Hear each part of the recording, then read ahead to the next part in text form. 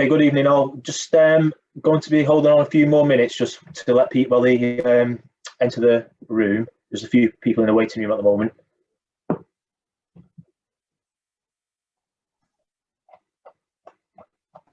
And just a reminder that when you do come in, if you could pop yourselves on mute, if you're not on mute already, that'd be fantastic.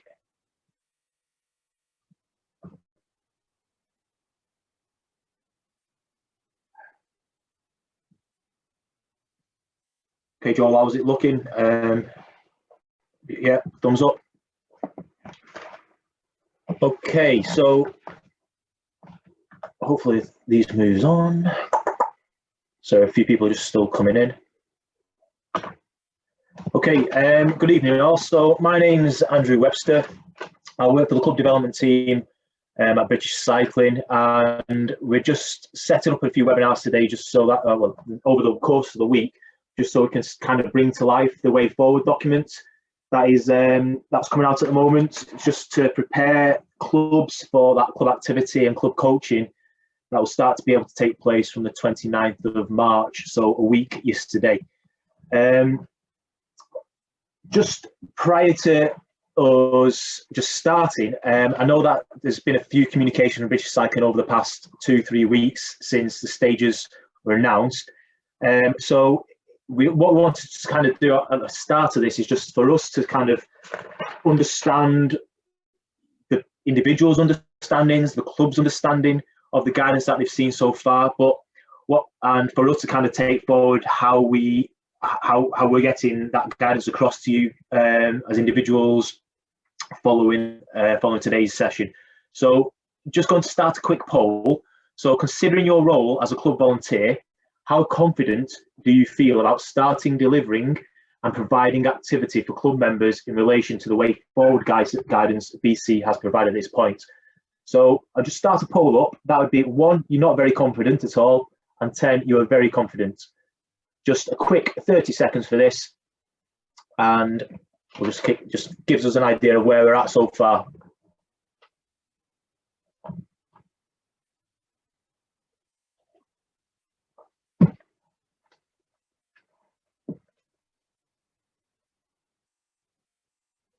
Okay, another 10 seconds or so. Seems like 3/4 of the people on the call have voted.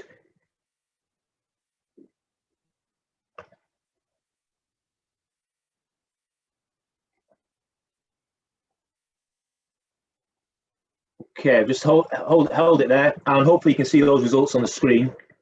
So what we can see, it's actually really good for us to see that the vast majority of people are around that 5, 6, 7 mark. So there's a good bit of understanding so far. And what we'll aim to do tonight is to try and answer any questions that have come in prior to the webinars taking place, as well as that guidance that we've received so far from DCMS and Sport England, try to bring that to life in a cycling capacity and a club capacity specifically as we can. So just stop sharing that and move on. So objectives of this evening, what we like to, hopefully by the end of today, what we hopefully achieved is that you've got a greater understanding of the British Cycling's way forward guidance. People on this call, you'll be able to apply that guidance to your specific role within a club, whether that be as a club secretary, a ride organizer, a go ride coach, a club coach, and you feel comfortable taking that guidance to your activities and providing a service for your clubs, and that we also address any questions and concerns that may arise.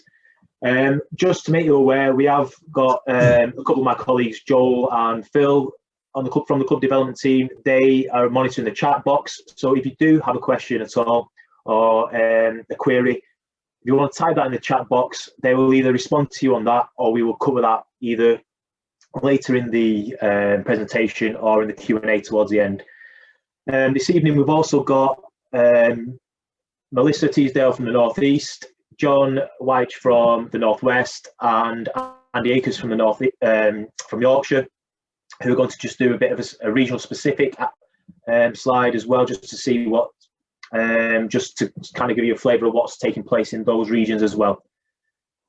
So the way forward, the purpose of obviously we aim to share as much information as we have already in relation to a return to activity. It's a chance for you to ask questions and provide feedback that will help us continue to evolve the guidance as we move to the next phase. Now, as you'll all be aware, it's a 4-step approach, and this first step has been kind of split into 2. So on the 8th of March was when those schools returned, and the biggest difference for sport and organised activity is from the 29th of March, and that is a week yesterday. This still just is that these dates are the earliest possible dates. So the 29th is the earliest possible, and just to these dates can be delayed, as the government are always reviewing the data and with a plan to ease restrictions or not.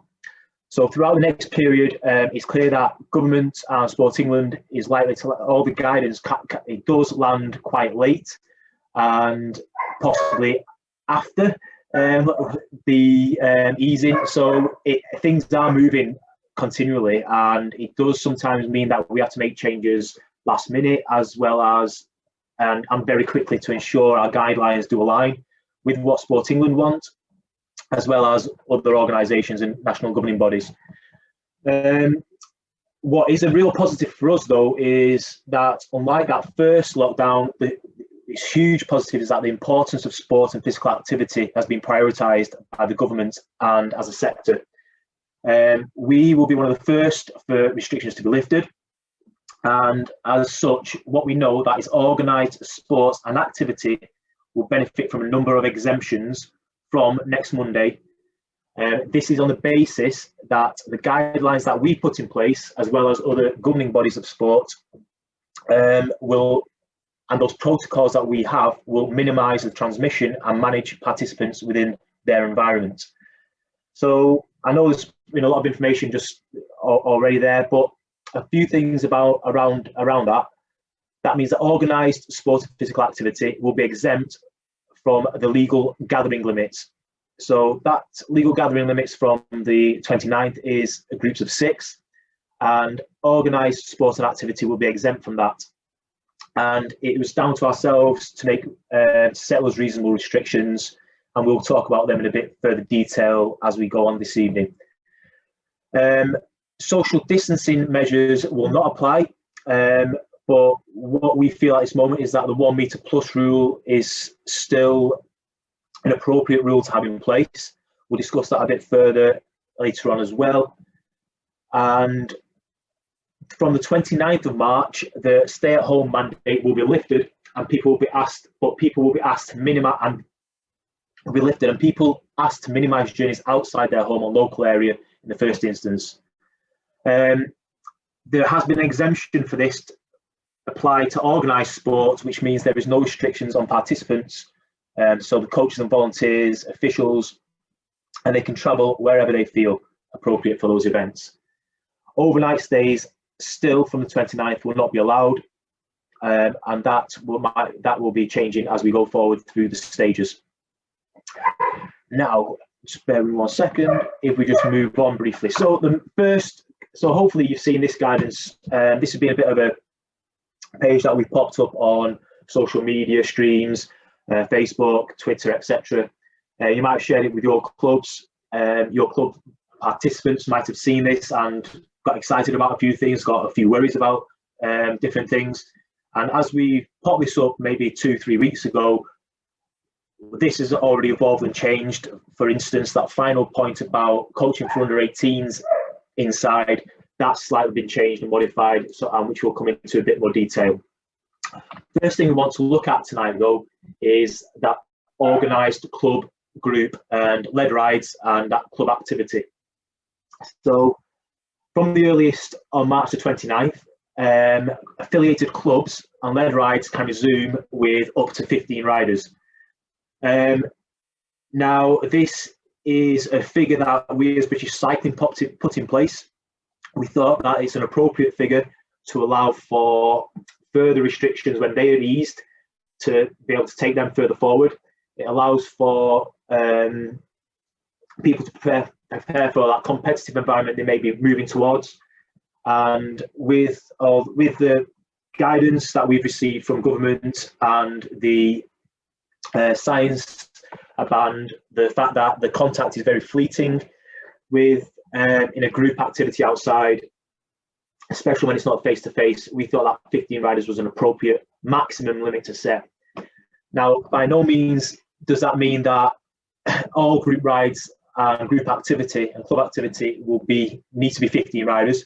And I know that some clubs and some ride leaders will have reservations about going up to 15 riders straight away for numerous reasons, whether it be a public perception, whether that be a case of 15 people from different households mixing together, managing that pre and post ride. And so we'll try to just talk over a few of those different things as well. So what does constitute as an organised club activity? So an organised club activity would be it has to be run by an affiliated club. So we'll talk about affiliation briefly in just in a few minutes' time. And my colleague over in Clubs and Team Services, Lee, will take you over the affiliation process just to ensure that clubs are up to date with that, and they know ensuring that what they are doing is actually a legal activity. There's a COVID mitigation responsibility for those clubs.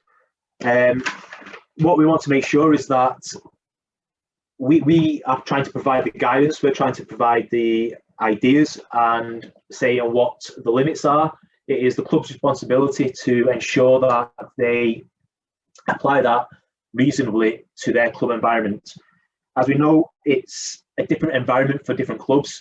Not one club's the same, and whether that be the different meeting points, whether that be where they ride their bikes, whether that be the different areas that they move throughout, it's for the club and those club officials to ensure that COVID mitigation has been followed.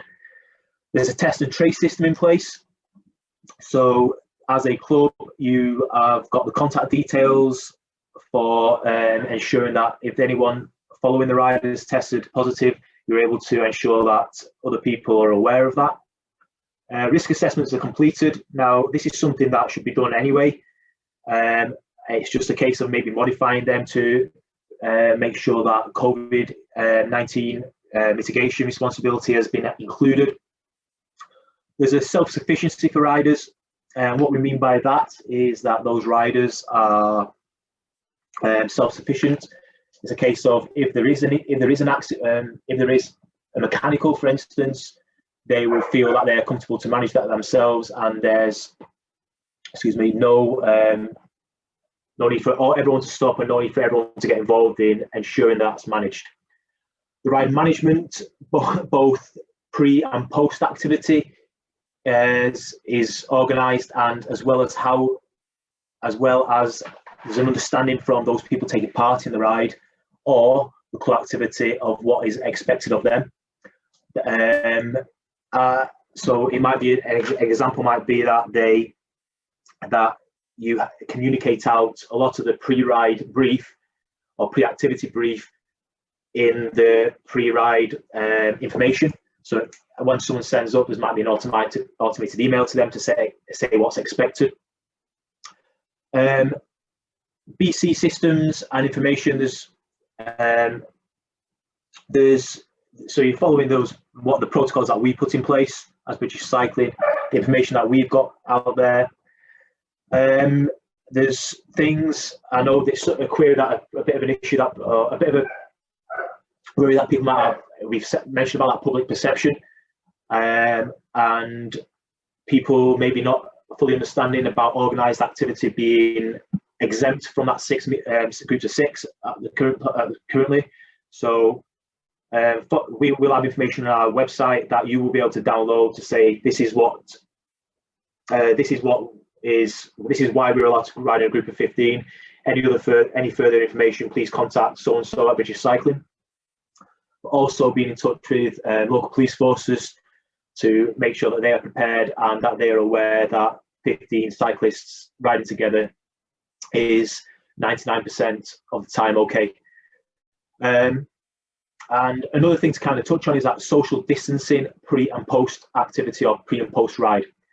when the activity isn't taking place, it is responsibility of the individuals that are there to take part in that activity to ensure that they are social distancing and the current government guidelines are adhered to. So, for instance, that will be the groups of 6 from the 29th of March and that 2-metre rule. Before I move on, is there any questions at all, Joel, that might have popped up in that chat box that we might want to address?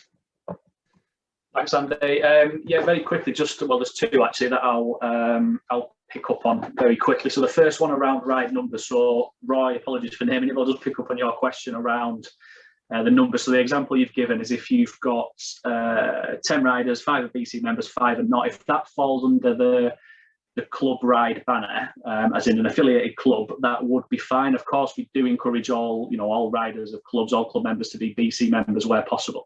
But in this example, that ride will be fine. What we're asking on top of the usual channels of communication is that you're obviously communicating very clearly, the extra considerations that Andy's kind of touched on. So that's sort of non-negotiable. So your 10 riders, absolutely fine, regardless of the makeup of their individual membership. But as I say, the additional bit that is non-negotiable at this point is that they're all communicated to. They're all aware of the additional protocols around, test and trace, and around the sort of variations of the ride management, really. So hopefully that answers your question on that. The second question in a slightly different domain was around, forgive me, it's just dropped off my screen, but was around BMX sessions. So if your track has got capacity for more than 15 rides in a coaching session, I think was what the question was. Just bear with me 1 second. Yeah, that's right. So you can have up to 30 in the coaching session. Obviously, it's within remit. So Joel, we are going to cover the coaching stuff in a bit. So I don't know good point. If that might be hold off on that one. Yeah, good point. Let's go. Let's wait for that. Apologies for jumping the gun. Yeah, hopefully we'll answer your question shortly. If not, do come back to me. We'll answer that in due course. Apologies for jumping the gun slightly on that one. But what is a good point there, though, Joel, with sort of relation to BMX would be that an open gate session, for example, on a BMX track, it would be, if it's because it's an organised club activity, it's not a coached activity, that would be a 15 rider limit at this time. So hopefully that answers a few questions. Also, just a couple of things that might come up as well. A few things is that what is an organised club activity, and how can you ensure that it's an organised club activity? And what we've kind of said is that you are following your usual means of communicating out to your members. So an example might be that you use Facebook to organise your rides, and that's your regular way of communicating your rides to your club members. So that would be that's fine. What you will need to do, however, is ensure that the ride management is dealt with prior, so that everyone's aware of the COVID mitigation and their responsibilities, that's a test and trace system in place. It might be that as a club you do something a bit more pen and paper, so that they bring things on that your volunteers will bring things on that day, also your riders bring things on the day. Now, another quick question we've had prior to the sessions have been around what happened. Can you have, say, three groups of 15 riders? And that is no.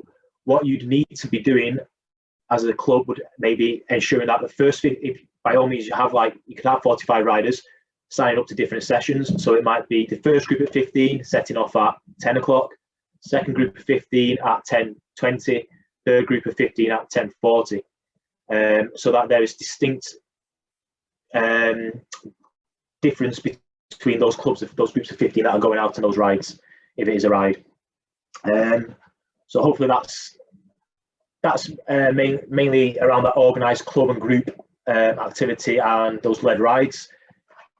Going to move on to that coaching activity now, and this is where there's a fair few.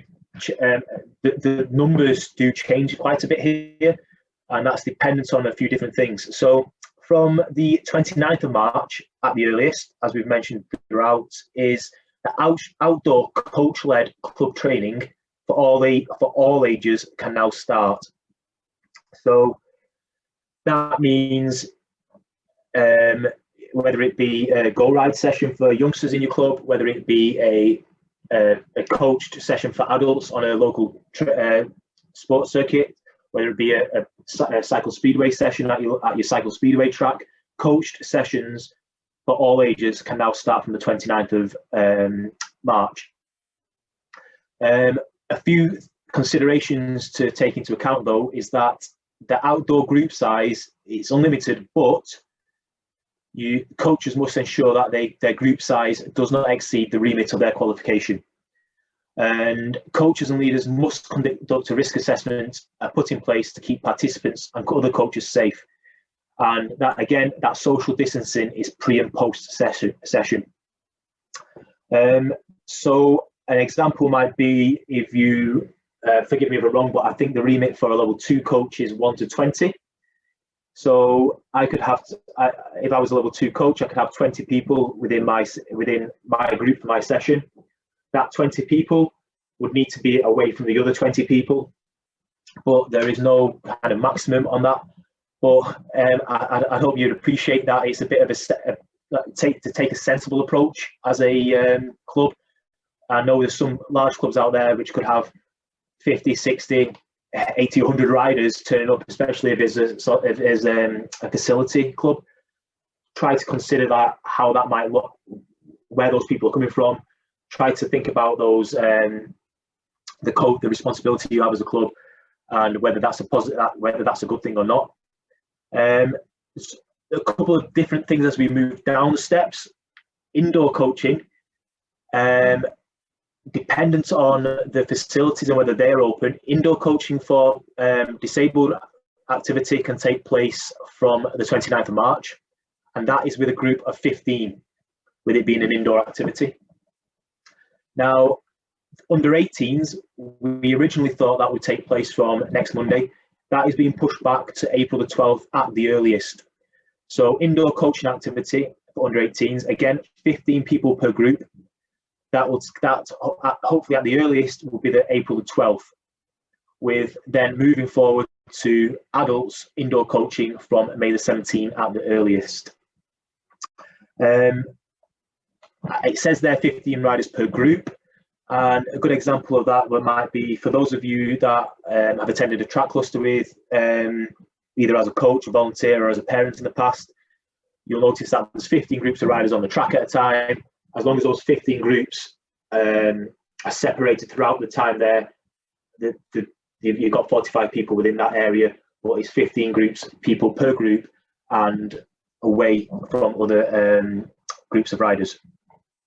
Now, another thing that might just be aware, just want to point out on this piece is, especially within those coaching sessions, is those spectators.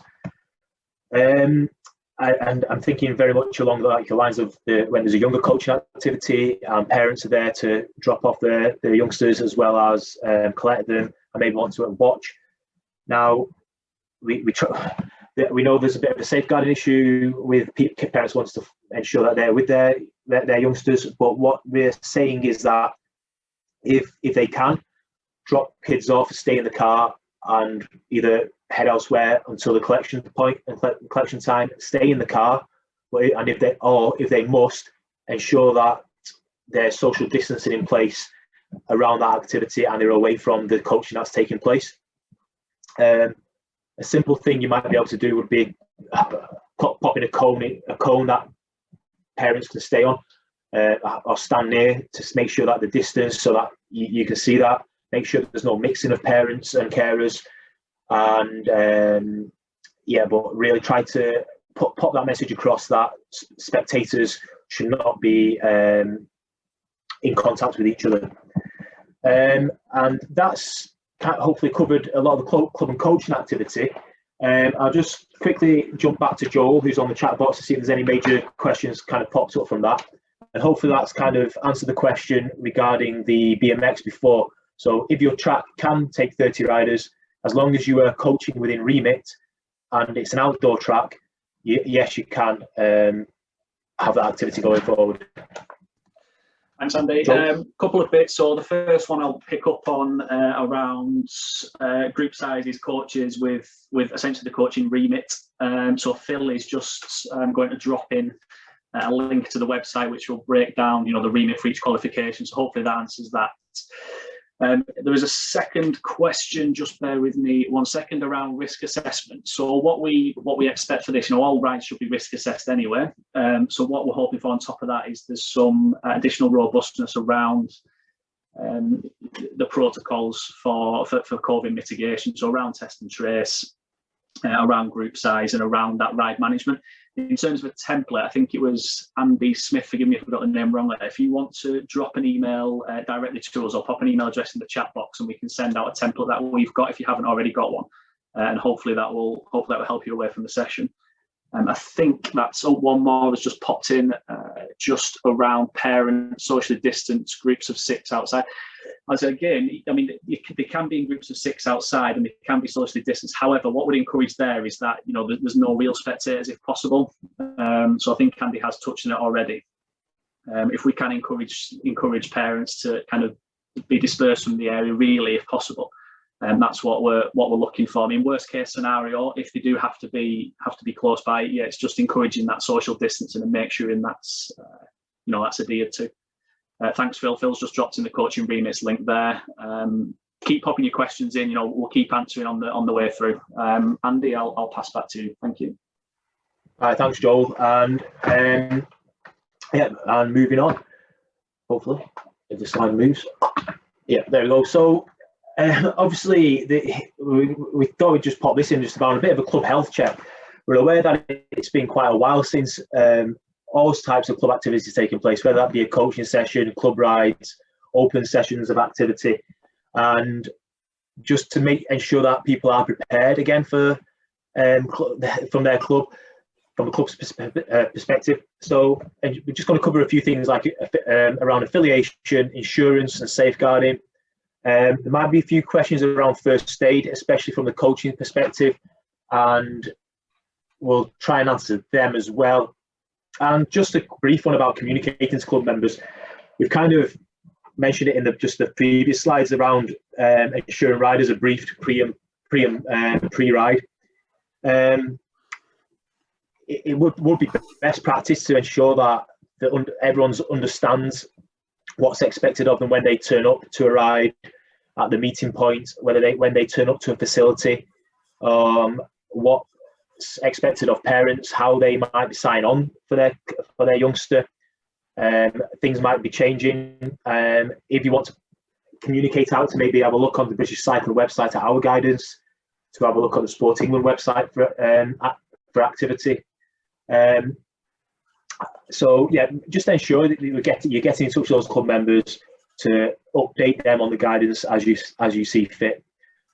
So just going to move on to one of my colleagues, Lee. He's just going to have a quick chat about affiliation as well as that club insurance and the safeguarding aspect. So over to Lee.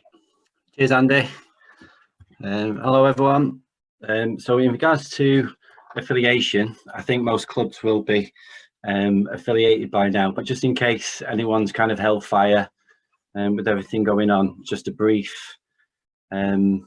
just touch on that briefly. So existing clubs, if you still need to affiliate, the club secretaries can do this via the populated form on the club manager. So they just sign into their own dashboard, access their own BC account, sign in there, go on the club manager, fill out the form and submit it. New clubs, just go to start a club page on the website where they can complete a form, submit the affiliation and payment. Any issues around either of these, new clubs or existing clubs, the contact details up on the slide for us, telephone number and email address. Other quick touch on that, everything else we can help with. Club management tool. So if you need to set up subscriptions for your club members, sorting out the club profile on the dashboard, club dashboard, and appointing club officials, we can help with that. Insurance, advice on club insurance regarding club rides and the new protocols, we can help with all those sort of queries. And technical regulations around kit design, guidelines, sponsorship, safeguarding. We did have a little bit of an updated slide around safeguarding, but obviously I think most people will be aware, if you've got under 18s at your club, you will need a club welfare officer. So we can help with that, with pointing in the right direction of getting the right DBS information and the safeguarding courses. So just contact us in regards to that. Right, thanks a lot, Lee. I think one of the main things here is that some clubs may have held off on affiliating just because there was no activity taking place. But like as we mentioned before, an affiliated club can plan an organised activity. If you're affiliated with ourselves, that will be recognised as an organised sporting activity, and that's where those exemptions to that rule of 6 comes in. A couple of other things, I suppose, is ensuring that if you are a particular club, if you're a club coach, a safeguarding officer, a welfare, that you have your qualifications in place, so that your first aid follows, which we're going to go over in a second, is appropriate, that your safeguarding qualifications up to place, that your DBS is, and that you're coaching within remit. So, as I said, there's a few things just on first aid. Just obviously, there's been a bit of difficulty if there's any getting to courses face to face the past few months. So, there's a few agreed amendments to the first aid provision so that we can ensure cyclings can take place. So, 3 different types of scenarios here. So, for those volunteers who have an expired first aid certificate, have an HSC extension that has expired, or is a new volunteer with no first aid qual. What we will be doing, we will accept virtual first aid qualifications from 1 year of certification date. So that will be an online qualification. No minimum time requirement, of course. No minimum time requirement, of course. So in the past, I think it's been, I might be wrong with this, but it might have been a minimum of 6 hours if you're a coach. There's no minimum time requirement. It is what it needs to do is match the BC guidance for that particular qualification that you have, whether it be a coach, a ride leader, a mountain bike leader. And qualified coaches can now perform the role of assistant without a first aid qualification. So you could be an assistant coach alongside somebody else if there's another first aid that is in line of sight. So an example might be that my first aid qualification is in place. I'm delivering at my Go Ride club within my local area. Another volunteer within the club is assisting me. That might be just slightly away from the group I'm with, but they're in line with my site. And if there was an issue, I would be able to go and administer first aid if there was any unfortunate situation. So those are just some provisions that we've put in place. Hopefully that's deals with any kind of first aid questions that we have. If you do have any other questions around first aid, the full guidance can be found on the British Cycling website under the education section and first aid. Hopefully on there's also a few providers that will, apart from those real face-to-face courses, there'll be some virtual first aid qualifications there for you to hopefully book onto if that's needed. And moving on, so like I mentioned earlier, we've got 3 of our regional representatives here today. Just discuss what regional club activity will be taking place within a lot more local area to yourselves. Everything that I've kind of mentioned so far has been on a national level, and we'll be having these webinars within the Midlands as well as the south of the country as well. But we've got John White and Andy Akers from North West and Yorkshire, who are coaching and club officers for their region, and Melissa Teasdale, who's a Go Ride coach in the North East, who's going to take you through some regional club activity. So over to John, first of all. Thanks, Andy, and good evening, everyone. First of all, it's really nice to be getting back to some sort of activity. Looking forward to seeing everybody outside. What we've got here is just some of the highlights that are going on, and it doesn't cover the whole region. We're hoping there's going to be a bit more.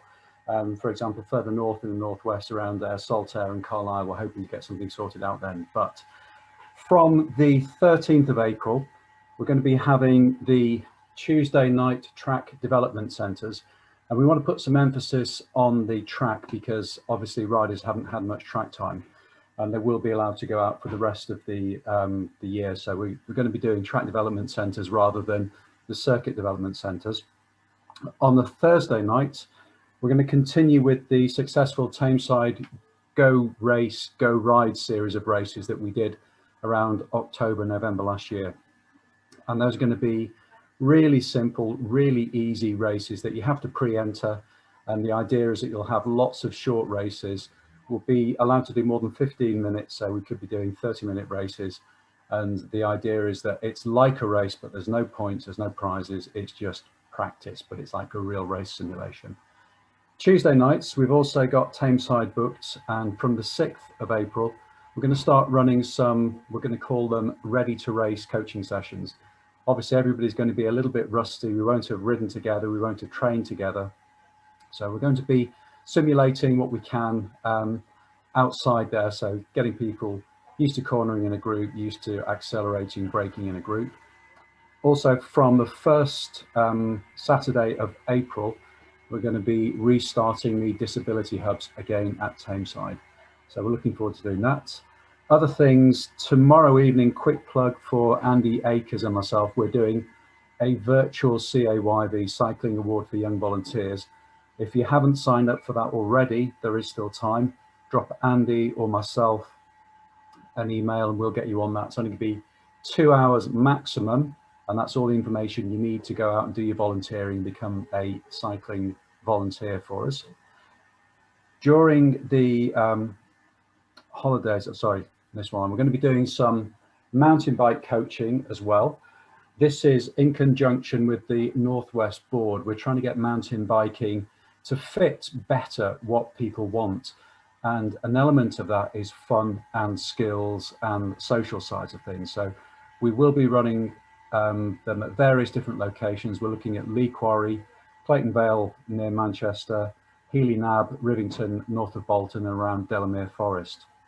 We haven't got dates for those yet, but we're looking at doing something on a Saturday when we can have something for the parents as well as the children. So that should be something which is social, skill-based, a lot of fun. And during the Easter holidays, we're looking at doing over the 2 weeks, Wednesdays and Fridays. One day would be circuit and one day would be mountain biking. We haven't got the details yet, the bookings of which circuits we're using. So we will let you know those on social media. But that's just a little snapshot of what we're doing, and hopefully there'll be a lot more. And that's it from the Northwest. Thanks, Andy. Thanks a lot, John. And moving on, if I can, there we go. Melissa, up from the Northeast. Hi, Melissa. Hi, everybody. So we, similar to the Northwest, have got a bit of a mixture of things going on. In terms of Easter holidays for the clubs in the region, we understand that there's some parts of the region that break a week after everyone else. So our Easter holidays is a 3-week rather than a 2-week.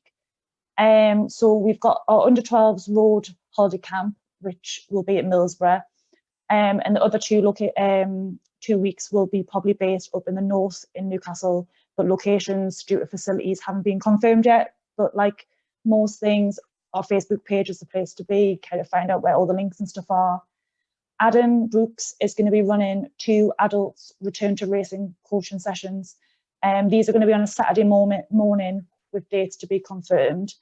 And then for the youth, we've got the circuit TDCs starting on the 8th of April for 4 weeks. And then we're going to move straight over to the track from May, and the same for the under 12s. So under 12s, we're going to do the same as we have been in the past.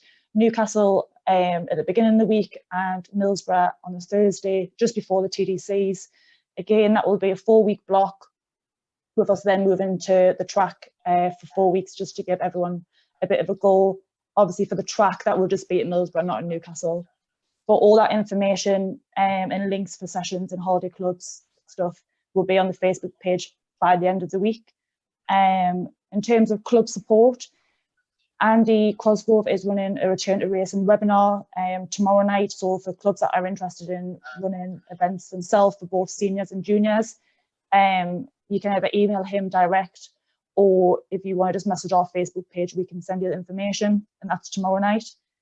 The team, so myself, Jack and Adam, are around if anyone needs any club support, if you're kind of concerned about coming back or you just want a bit of advice, where all three of us are happy to kind of either come along, have a phone call, have a chat. And as I mentioned, the Facebook page is kind of where our places to be kind of in terms of information and sessions. And what isn't on there, in case anyone has missed, we are as well running a virtual cycling award for young volunteers, but ours is on the 31st of March. So if you haven't, again, I think most kids have signed up, but if you haven't and you want to, just send a message to the Facebook page and we can send that information across. And that's us. Thanks a lot, Melissa. Great, so much stuff going on. And just finally, there we go, Andy Akers from Yorkshire. So hi, Andy. Thanks, Andy. Yeah, evening, everybody. Good to see a good turnout for this. Hopefully, you'll go away better informed than when we started. As Andy's just said, there's actually a lot going on. Even though we're just getting back into the swing of things, there's lots of things in the pipeline, lots of things already in planning. One slight problem that we've got is at the moment we're still trying to get in touch with some of the facilities to arrange start dates. So some of this might be a little bit vague, but it's you know it's on its way to you. So the sort of stuff that we've got lined up in Yorkshire for everybody, we've got mountain bike, talent development centre, and club clusters starting up again. I've not put any dates on these because all the information for this lot is on the British Cycling Yorkshire Facebook page. So if you're not on that already, sign up, because I'm trying to stick loads and loads of information on there and keep you all sort of up to date with what's happening. So yeah, mountain bike, that's already arranged, sorted. First one is at Leeds Urban Bike Park, and then what we're wanting to do with that this year is move it around different venues to give the riders and the coaches a little bit of a wider experience of riding in different terrain, different areas, different challenges. That's all basically, aimed at riders who want to be involved in racing regionally and nationally mountain bike cross-country events. Circuit talent development centres, they're going to be up and running again as from next week, I believe it is. Leeds, Doncaster, York, all ready to rock and roll. Some of them might be finishing around the end of April. The Doncaster one, I believe, is going to carry on all through the summer. There's a bit of negotiation going on about these, but they should be.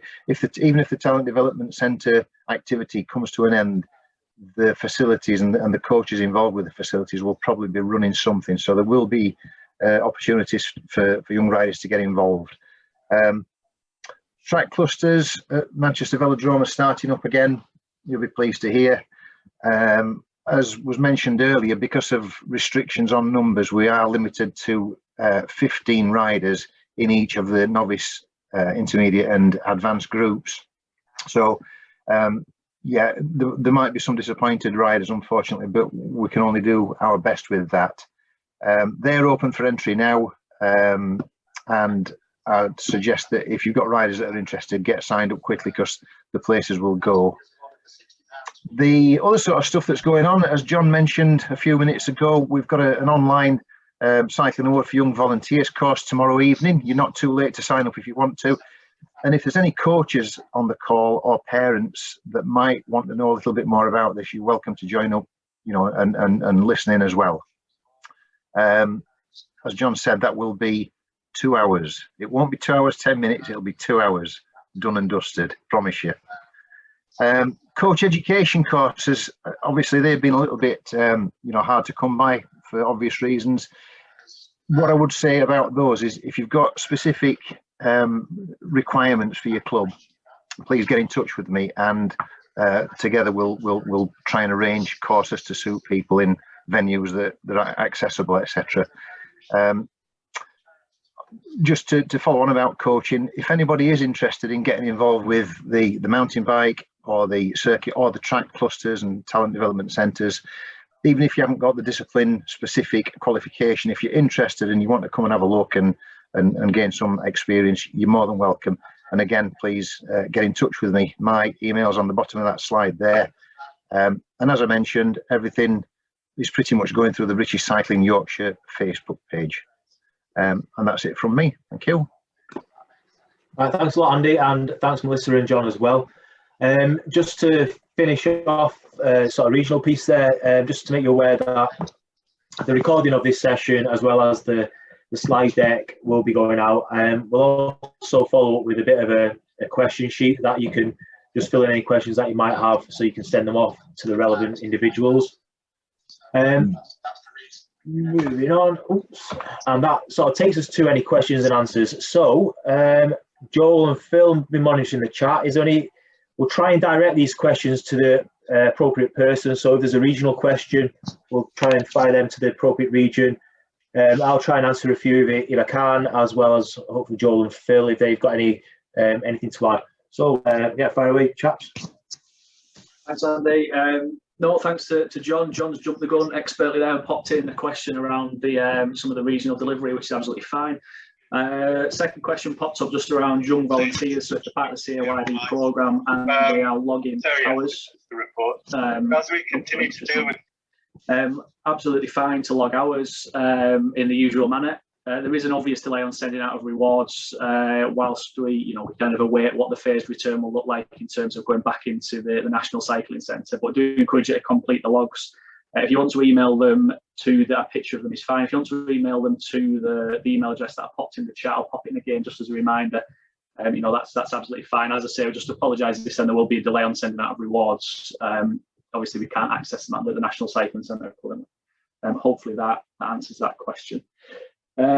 Couple of other bits that have popped in just that keep coming through. So apologies that I'm kind of doing this on the fly a little bit. So Marie, around how far can we travel to start the ride? I think the key messaging around this is that self-sufficiency. So whilst you can travel for activity, we do encourage where possible to be as self-sufficient. So ideally, kind of not traveling huge distances. So if it is your standard distance for traveling for a club ride, we would say fine for that. Hopefully that answers that question. Sorry, there's quite a bit coming through. I think the other thing there, Joe, is that the stay-at-home message has. I think that is changing, and it's a case that you are able to travel. But I think it's all about what you think sensible and what you would usually do. Like Joe mentioned there, if you would usually travel 10 miles to the start of a club ride, that's fine. But I mean, if you usually travel 10 miles but you end up doing 50 miles there, I think there's a few questions to be asked. So yeah, it's about being sensible. Yeah, thanks, Andy. Look, if you expect firm answer, Mike, not a problem. What I'll do, if you can just pop in an email, Mike, as I say, to that email address, we'll certainly reply with with the verbatim thing from Sport England, no problem at all. What I'm not conscious of doing is giving out mixed messages at this point. So if you can email it, what we'll do is send a very firm answer across, which will hopefully answer that for you. This gets lifted on the 29th, so if you can send it before the 29th, we'll have a firm answer to you before that day is in operation. Thanks, Andy. I think that covered. Oh, sorry, one more from Gary. If we have two groups of 15 meeting a social distance way, i.e. opposite side of the car park. Again, Gary, I think with that, the answer is no. Well, this isn't the thing. The answer is no. What we'd say is stagger the start. You've kind of answered the question there. That'll be perfect. So 15, 20-minute gap will be perfect. Yeah, I mean, you think back to that perception point Andy made earlier as well. Ideally, well, not ideally, yeah, if you can stagger the starts, that will be perfect. I think the other thing just to mention that, Joel, is the two groups of 15. Prior to the ride itself, you'd still be in a group of 6. You should, well, clusters of 6. So until that activity starts, you should be adhering to the government guidelines at that current time. So you might have two groups of 6 and a group of 3 waiting around, and then it might, okay, ride starts, then you get into that 15. And the other thing to kind of comment on that group of 15 is that it's still that 1 meter plus rule. Now, if you are riding as a group fore and aft of each other, you would be a metre away from each other. But as we know, some competent riders, if you were riding side by side, that could get narrower than a metre, and it's just a case of ensuring that you are a metre away from the person side by side, as well as, if you can, try to be close to the same person throughout, or side by side with that same person, to minimise that time you are moving alongside next to each different individuals. Anything else around that 15 bit at all? No. Anything else, Joel? It's just popped up a couple of times, just around that group of 15, and if anything's available for clubs to feel a little bit more at ease going out with 15, I suppose is the best way to put it. So the answer is, we are putting together a very short, to the point, downloadable letter. If you do want to carry that on club rides, absolutely fine. Additionally, we are working as close as we can with local authorities, with regional police forces, etc. To try and educate and to try and get on the same page essentially on this. So whilst we hope any stops would be few and far between, we certainly will produce something that clubs can carry to kind of rubber stamp that what they're doing is within the within the acceptable guidelines. Hopefully that helps. I'm very conscious. I do apologise if we're missing any questions that pop up. There's quite a lot popping through. So I do encourage you to get in touch separately via email. So I'll pop the email in again just so it's there for people. And we've got 6 days until the 29th lands, so do pop your questions in, and we'll get some firmer answers out if there's any unhappiness around some answers that we've given, or if there's any clarity that's required. And the other thing is, like I was saying, we will be sending out post webinar documentation so that you are able to send questions through to the relevant people. I just saw one around masks. Will they be required pre and post club rides? Now, if you're outside, we know that masks aren't required. But if you are, there's nowhere actually open cafe stops at the moment. So it would be a case of, if you were stopping and you were going into a shop to get something, you would need to wear that mask then. Pre and post that ride, you should be following the current government guidance in place. I think, I'm sorry, like I say, though Joe said there's a few things that we've missed, but they're coming in thick and fast. Anything else, Joel or Phil, that we need to pick up on? Through and north? Sorry, north. I think we're covered, mate. Okay. I saw something around through and off. Let me have to ask my coach session. Okay, so if why the unlimited numbers at coaching session is that can be managed a lot more by that coach.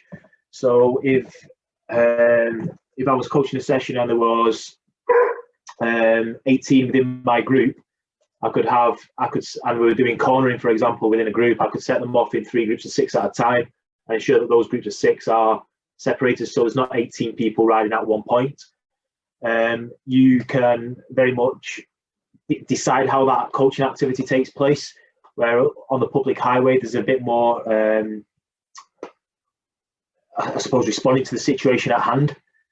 I just sort of see that one popping up. Ivan, around the race dates, so that you might want to be having a check up on the events webinars that are taking place. And one took place yesterday, and I think one's going to be taking place again on Friday. The events teams will be able to definitely advise on them.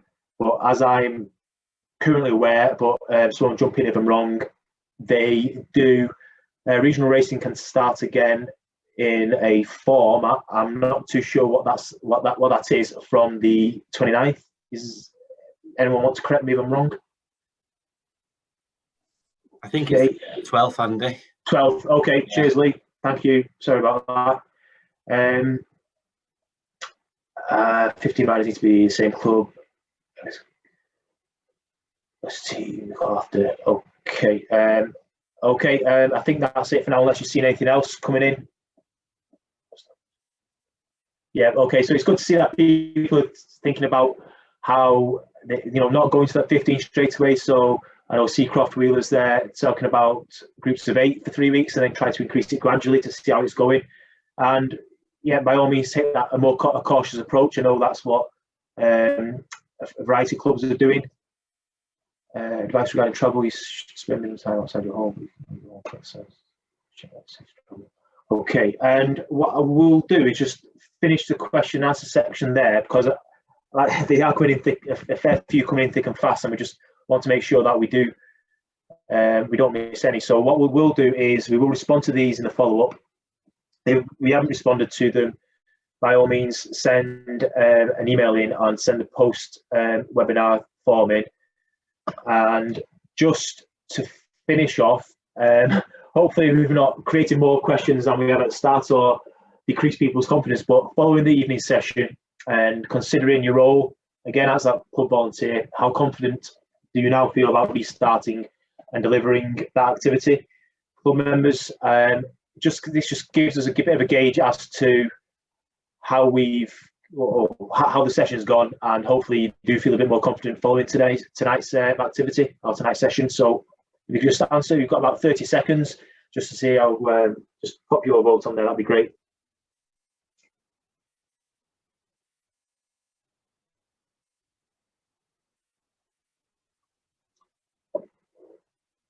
I've got about 2/3 done, so some people haven't voted, so about 10 seconds left.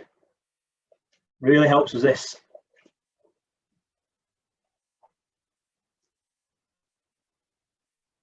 And I am going to finish it there and just share those results. Brilliant. So it does look like a vast majority of people are feeling a fair bit more confident following tonight's session. And if you do have any specifics, any feedback about tonight, by all means, please do get in touch. You know, we want to, these are quite new to us, maybe the third or fourth of the club webinars, and we are always wanting to improve how we do with these. And so by all means, just send some feedback. If you think that we've covered certain things too fast, or we could go into more detail in other areas, that would be great. Do let us know. And unless there's anything else that's popped up that we need to address really quite quickly, Joel, nothing? No, fine. Just encouragement to follow up, as I say, if there are any further questions. Thanks. So thank you very much. And like I say, everyone who's taken part tonight, we will be sending that the slide deck around, the recording of the session, as well as a Q&A piece, so you can forward that on to the relevant people. We'll have our contact details as well as the regional guys on there, so you can forward that to the most relevant person.